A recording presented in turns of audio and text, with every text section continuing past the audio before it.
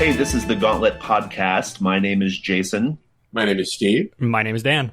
So, listeners, you may be aware that the audio quality of this particular episode is a little different than normal. That's because this is a bit of a test episode. We are testing recording the episode via Hangouts with the hopes that if it goes well, A, you'll be listening to this episode, and B, that we will be able to do interviews with game designers who, as it turns out, most of whom don't live in Houston. So Hangouts is the only way we can do it because I can't afford to fly them all out to Dan's house. So this is just a bit of an experiment then. And in that spirit, we're not doing a full episode. We're just going to have a little topic and we're going to discuss it, Dan and Steve and I. And that's going to be that. How does that sound, guys? Excellent. That sounds great. Great. Awesome. I thought, now this is something, listeners don't know this, but this is something we have attempted in the past, not successfully, but we're going to try it right now. And I thought we should talk about, or I should say, we should try to make the strong case for story games and why players who are not playing story games currently should give them a shot. Or if you are playing story games, maybe giving you a little bit of ammunition to use with your friends who are not convinced. So I was originally going to have us go through our gamer background, but I think it's enough just to kind of hand wave it and say we've all got a lot of experience with D&D and more traditional gaming, but we've managed to land on story games and indie games. Is that fair? Yeah. Yeah, I think so. Yeah, okay, awesome. Well, so here's the thing. Richard Rogers, who runs the Cannon Puncture podcast, he said a thing on their most recent episode, which I think was in January. He said a thing that really almost kind of fundamentally changed my thinking about how to evaluate role-playing games. And this is what he said. And I don't know if this was his original thought or not, but I heard it from him. So he's getting credit from me anyway. And it goes like this. He said that role-playing games and role-playing game groups and communities are a very local phenomenon. And I think what he meant by that, the way I interpret that is, you know, in other types of media, there are like tastemakers, and they're consumed on a more mass scale. So you have like a good sense of like what is good and what is bad and what people are into and what people are not into, right? Like it's easier to kind of to find the good things and consume them, right? Like in terms of music and movies and things like that. But in role-playing games, a lot of times what you're going to play is just dependent on what homeboy brought that night, right? Or what the group that you find is doing, right? So I don't have much affection for Call of Cthulhu. In fact, I have very little affection for Call of Cthulhu. And, you know, before, you know, this sort of like idea was kind of like exposed, or before I was exposed to this idea of like gaming being a local phenomena, I would have thought, why would anyone play Call of Cthulhu? It's got so many problems. Like if you just look at all of its problems, you'll be able to figure out easily, like there's so many better games, right? But that's not taking into consideration that, you know, 2 cities over, the guy who is like the equivalent of me in that city, who is running games consistently and aggressively. I like to run games aggressively. He might be running Call of Cthulhu, and that's just what everyone's doing, right? And they're having a good time, so they have no reason to question whether Call of Cthulhu is a good game or not, right? Does that make sense? Like, am I making sense there? I don't know. I'd buy that, yeah. Yeah, and so I think the reason why I'm bringing this up right now as a sort of preface to our conversation is I think every gamer just kind of lands somewhere at a certain point, either and I think it's when I say gamer, I mean role-playing gamer. I think they land at a certain place, and I think that place they land in is a combination of things they've experienced and have enjoyed, but also combined with whatever people just happen to be doing in their local community, right? And so we've landed on story games and indie role-playing games. And so I want to discuss, you know, I guess why we've landed there and why we like these things and why we're doing it. But I don't want other people to think like that we are criticizing the game they play, right? That's kind of what I'm trying to avoid here. Right. Does that make sense? So, you know, in this discussion, we may say something like, oh, you know, trad games do this, or Pathfinder does that, or Call of Cthulhu is bad for this reason or whatever. And I just want listeners to understand that we are criticizing the game and not anyone's decision to play that game. And I don't think we're judging anyone personally, unless you're a Pathfinder player. I'm totally judging you personally, and that's so that is the one exception. Yeah, so I just want to kind of throw that out there. Like, we're just talking about like our experiences and our evaluations of games. No one is judging you, gamer, because you happen to be playing Call of Cthulhu, right? So, right. Yeah, what I think I just kind of wanted to throw. Like, kind of another point to make is that, you know, we all came to these games from the more mainstream games, right? From a traditional background, right. And so. Yeah. In a lot of cases, like in all forms of entertainment, I think there's a tendency where, like, you know, everyone comes in playing this game and then some people migrate to something else. And there's a tendency to be like, well, I've found something better and like my tastes are more evolved because I've done what you're doing and then I've moved on to something else. And I mean, that's clearly bullshit, right? Like, it's just, you jump in because that's the popular thing. Yeah. Converted. Yeah. It's the zeal of the converted, right? Right. I mean, that's kind of, it's a similar phenomenon, right? And I think, you know, I'm definitely guilty of this. I mean, you know, I have definitely like said in the past, I have some very strong opinions about games, but I always like try to just express my truth, what I believe to be my truth, my lived truth.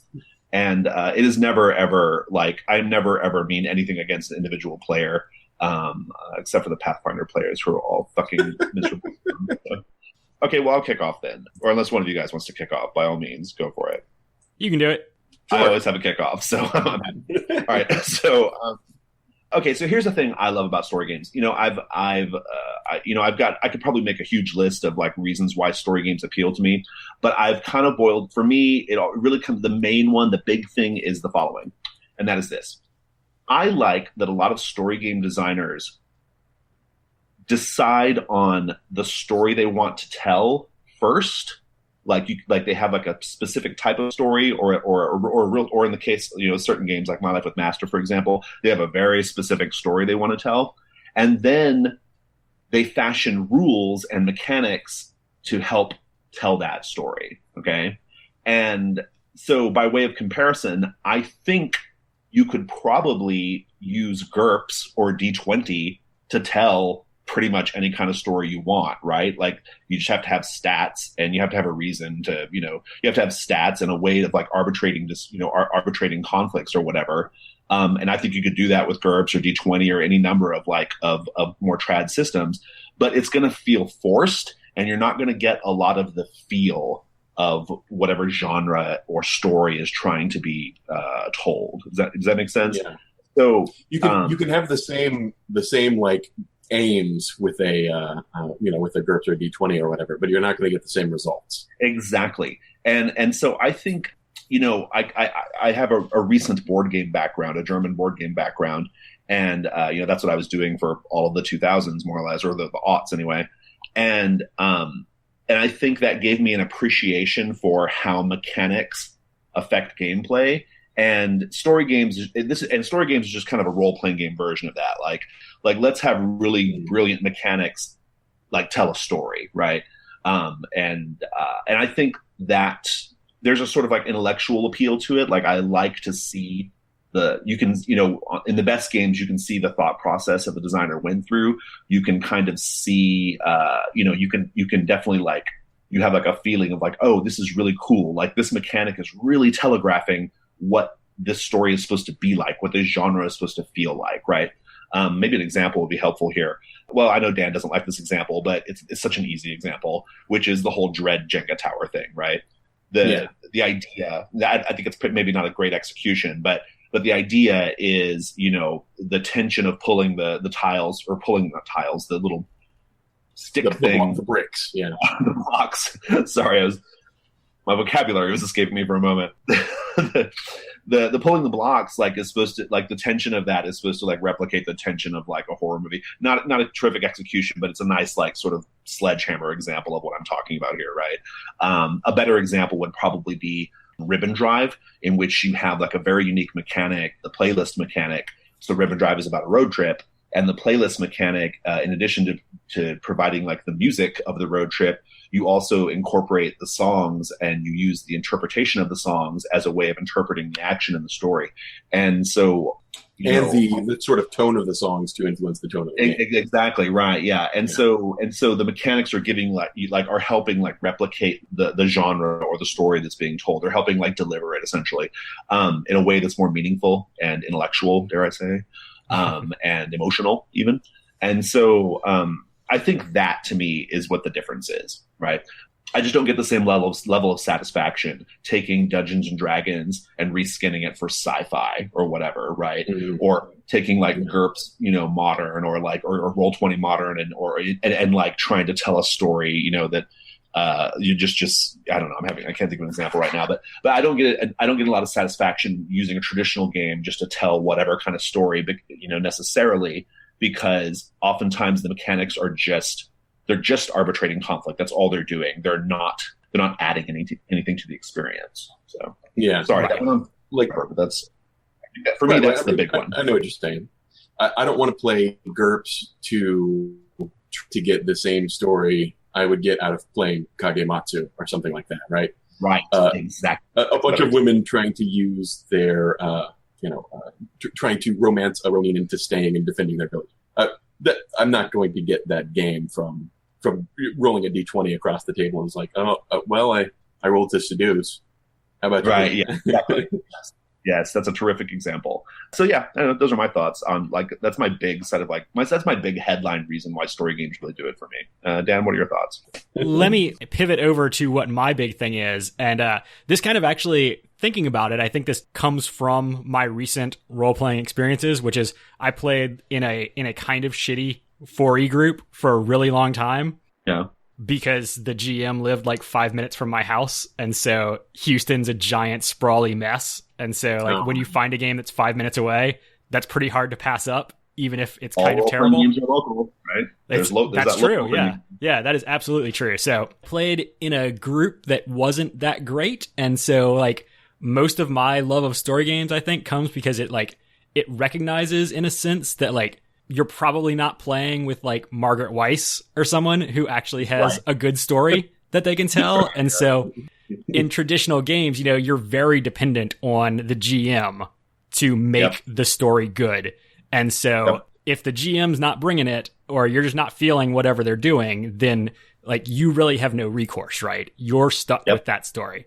And so a lot of the things that story games do is allowing the players to have a lot more impact on how the story goes. It kind of makes it more of a situation where we're all in it together, right? So if a story game is shitty, it's because all of us fucked up, right? It's not because the dude running it just had an off week or you're just not feeling a story or whatever. And so in general, I think that the fact that it's a lot more it shares the responsibilities of storytelling between collaborative.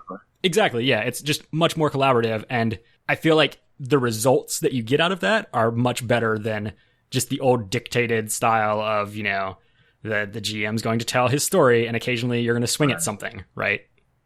Well, and that's often that bombs so often because I've always said it, unless you are R.A. Salvatore or Margaret Weiss, no one cares about your story, GM. They really don't. I'm serious. You just don't. I don't know. That's again. That's just me painting in broad strokes. But and it can be annoying for the GM too because the GM has invested a lot of time and effort and headspace to their idea of what should happen to their story and their world. And so when the players inevitably throw a Molotov cocktail into the middle of it and run the other way, it fails to work out for the players because the GM has, and B, it kind of pisses the GM off because there's all this effort wasted at least in the heavier prep games. It's just that sort of thing.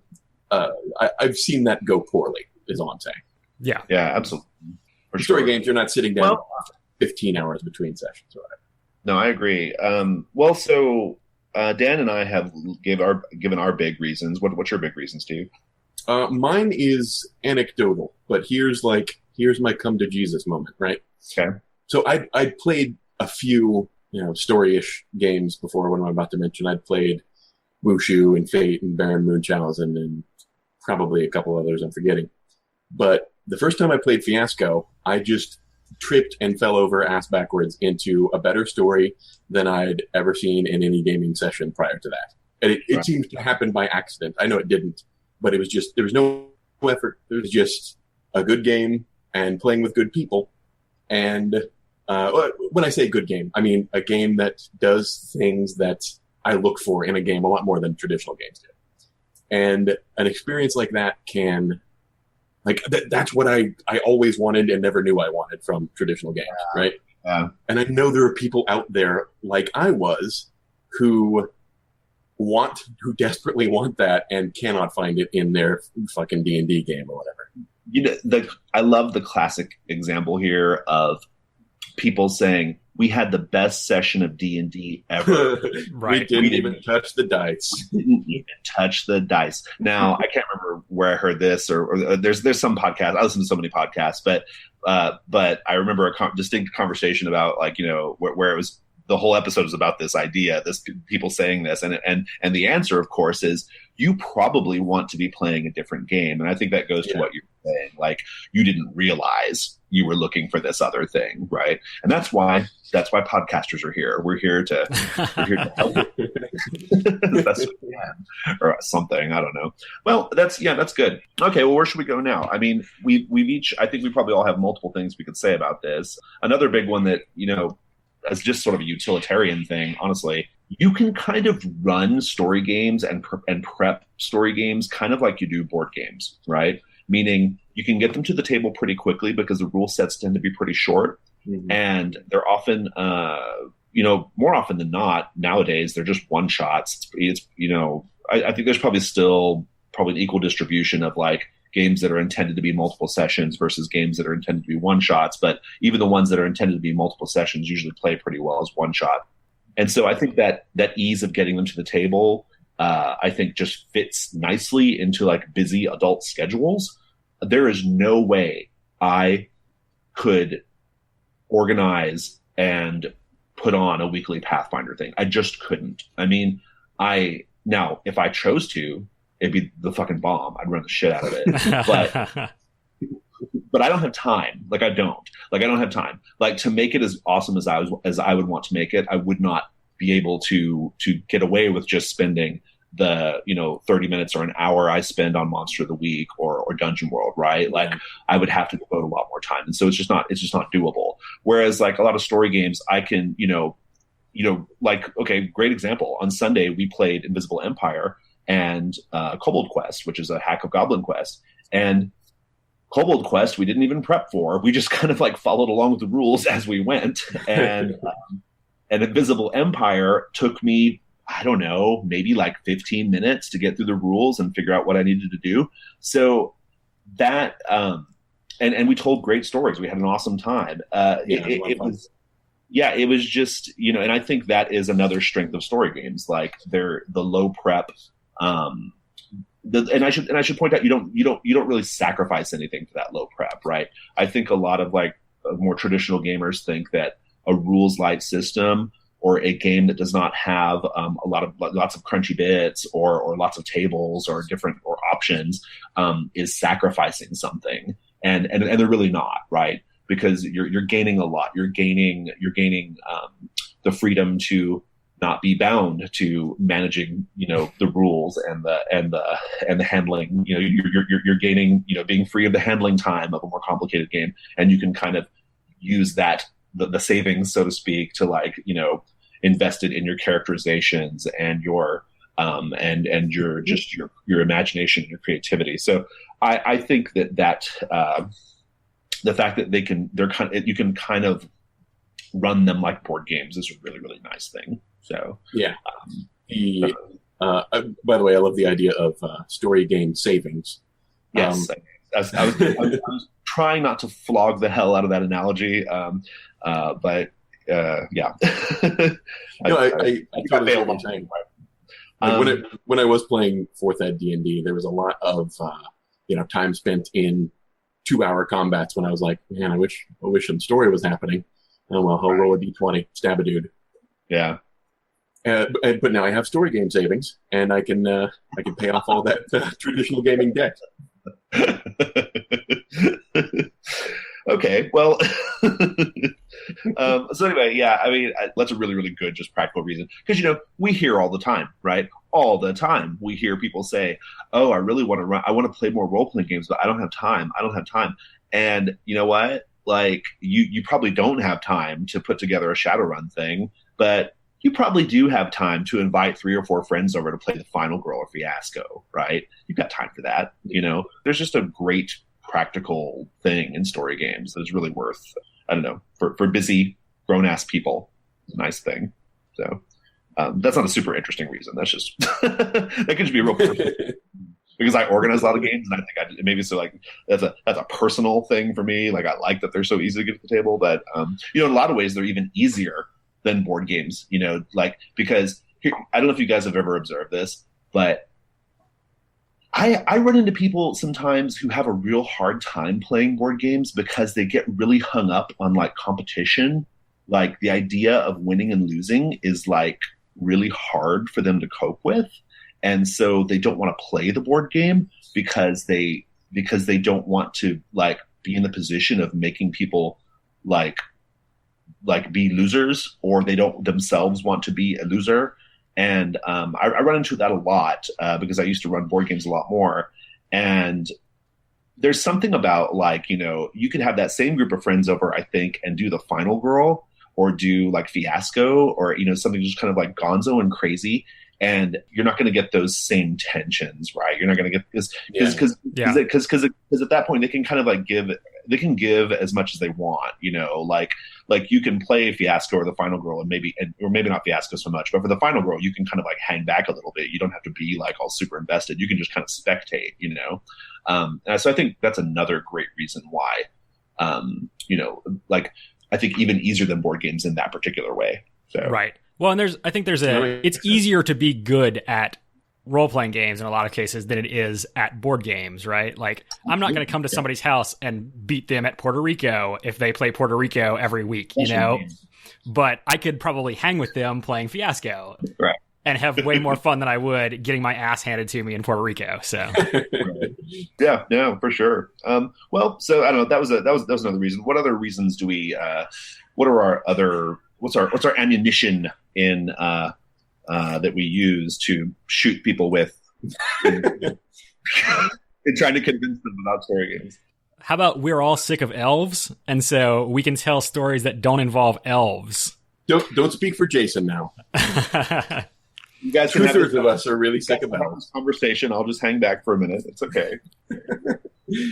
No, there are plenty. I'm not even with you on this one, Dan. There are plenty of traditional games that aren't strictly about elves and dwarves, even though Shadowrun tries to shoehorn them into cyberpunk and sci-fi. Yeah, but well, there are a lot harder to actually play because it's harder to get a group together consistently to play them. I mean, there's a reason that everybody starts off playing D&D, and a lot of people never play anything but D&D or Pathfinder, which is still D&D, right? Yeah. Well, one of those reasons is a lot of people just really like that stuff. I mean, it could be a combination of like it just happens to be what people are running, and so you're just playing it because that's what people are doing. But I think there's also, particularly as it relates to fantasy, I think there's a really, really large number of people in our hobby who just want elves and dragons and Scottish dwarves, and that's what they want. And I'm not sure, but I gotta agree. Yeah, you've got to admit it's true.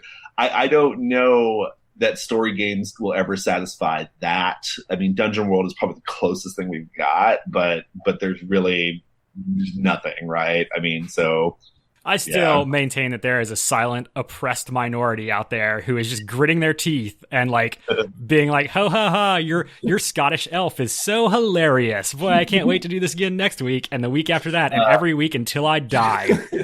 Your dwarf's getting drunk again? No way.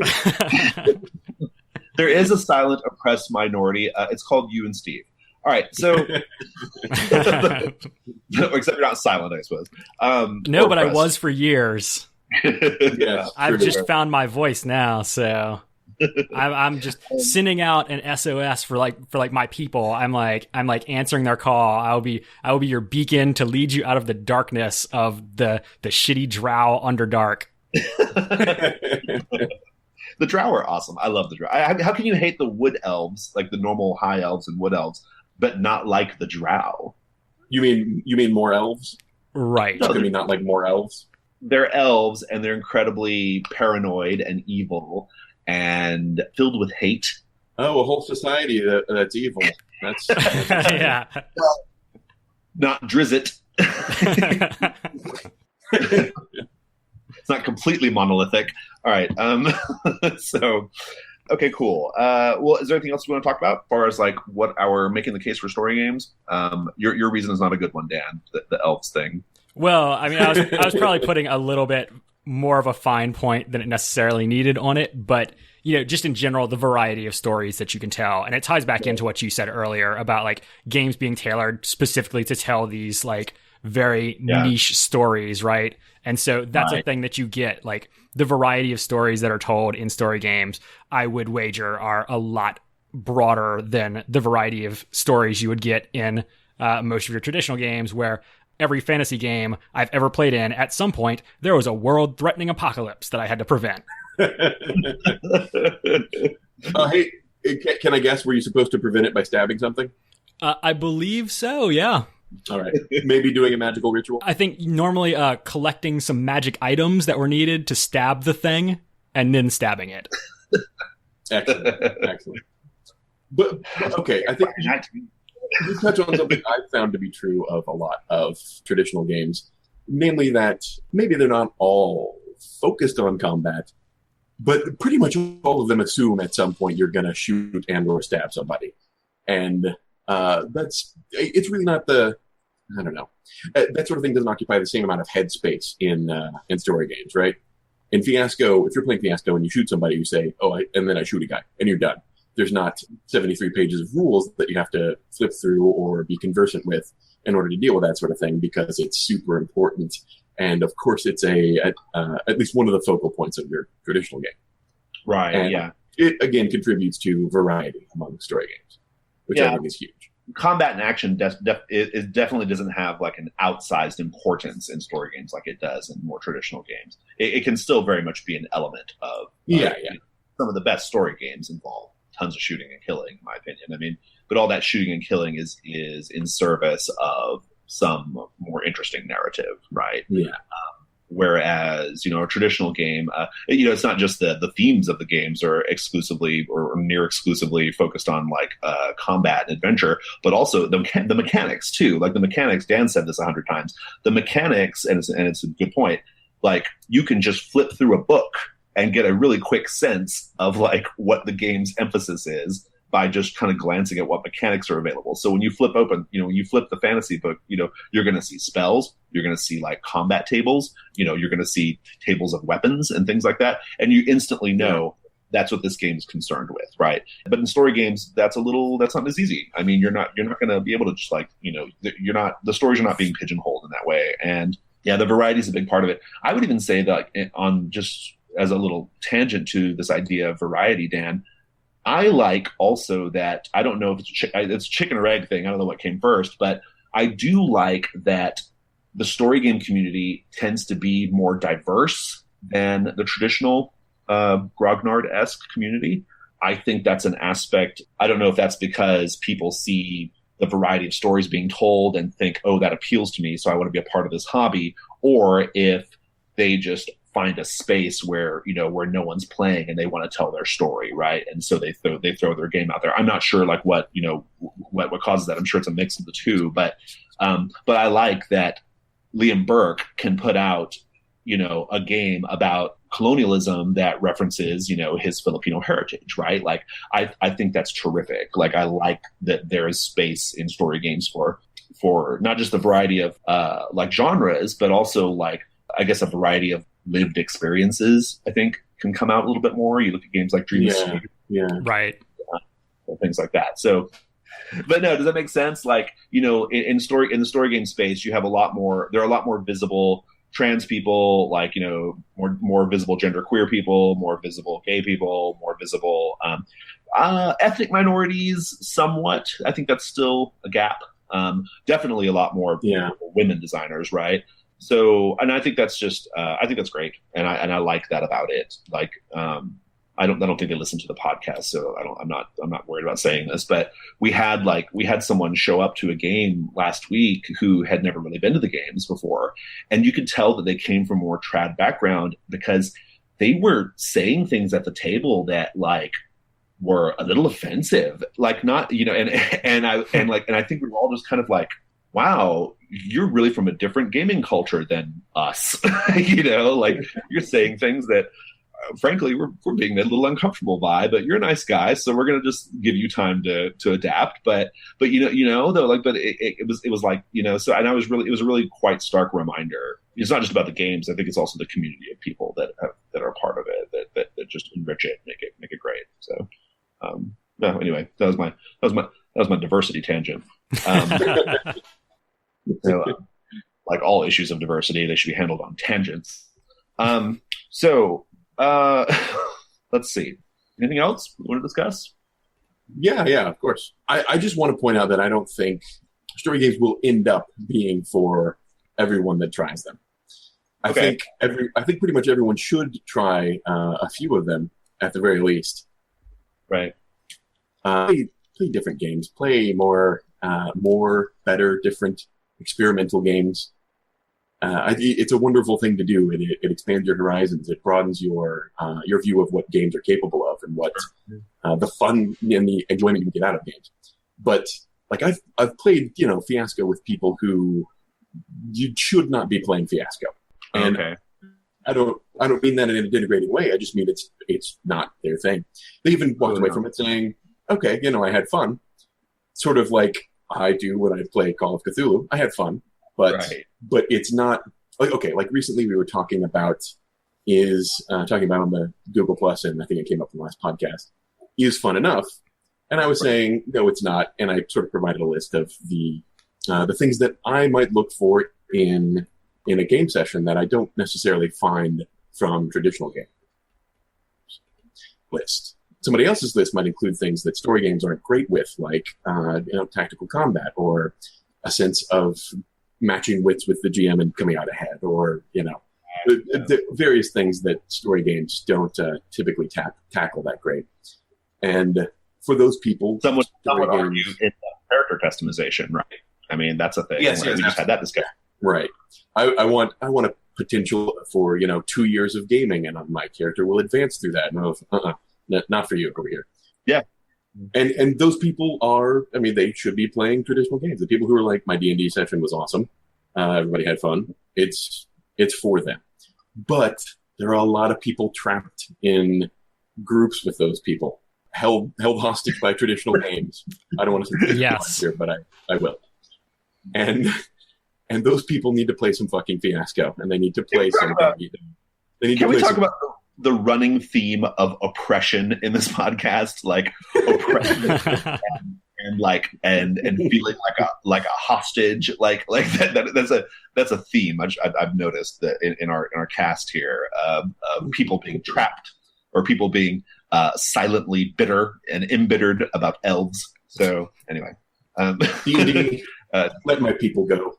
So exactly, story games give you freedom. So I guess like the last thing I want to bring up is I think one of the main things why I like story game, another big one for me, is when you do something awesome in a story game, and like when your character does something awesome, it's because you did something awesome, right? And you feel awesome, you know. In a trad game, when your character does something awesome, it's just because you rolled the dice well, right? Because you rolled a 20, and that could be exciting. That has its own like certain amount of excitement. There's a good chance that like the reason why you were awesome is because like the mechanics mediated that for you, decided you were awesome.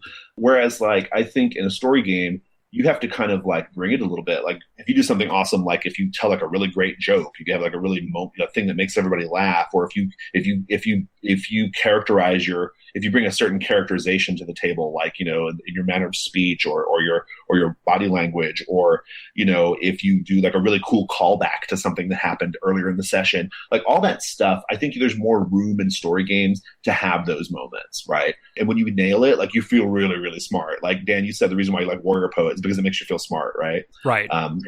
Because you write that little cool haiku and like, oh man, look how brilliant I am.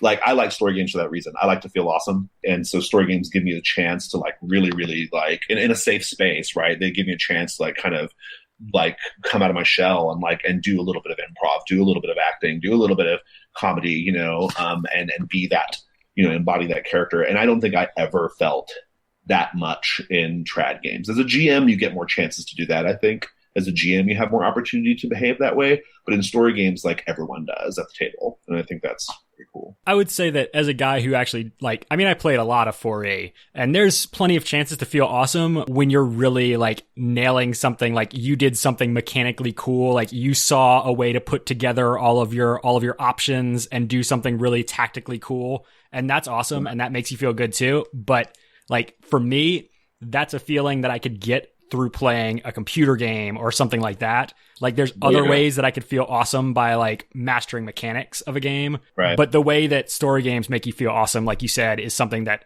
like I only get that from story games. I don't have another outlet for that. So, I think they can both make you feel awesome, but the way that story games do it is more unique for me. I agree. Yeah. Well, because, I'm with you. I'm not a member of an improv comedy troupe, Exactly. Right. Like I don't participate in Shakespeare in the Park, right? Like I don't do any of that. So, and also I'm not, this podcast is probably the next closest thing I have to like, speaking in public, right? Or speaking in a public way. My gaming is really my only chance to like kind of like have a little stage and like, and kind of present myself in that way. And it's a safe place to do it, right? I think that's really the key. I think if you have a good group, and if you're playing story games, it ought to be a good group, because I don't see how you even reach these games if you haven't already thought about these things. But if you're a good group, will not be judgmental, right? Right. A good group will be very will create a free space where everyone can bring their best. So, listeners, if you managed to listen to all that, that means we produce something worth listening to in terms of audio quality. So we'll be back soon with another full episode, and hopefully with some interviews of game designers. That's something we're going to start incorporating. So if you want to participate in the conversation with us, as usual, you should go to Google Plus and go to the community section of Google Plus and type in the gauntlet, and it'll pop right up. You'll be able to become a member, and it'll be terrific. That's all I've got. Thank you so much, Steve, for joining us for this little experiment. Absolutely. Thanks for having me. Dan, thank you so much for successfully executing this experiment. No problem. All right. Have a great one. Play more games.